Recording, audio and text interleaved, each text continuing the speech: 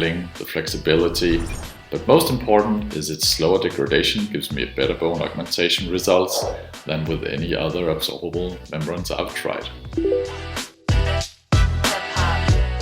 I use a Jason membrane as the only membrane in my practice, and I use it every single time I have a bone augmentation. That could be simultaneously with the implant surgery or with bone augmentation prior to the implant surgery.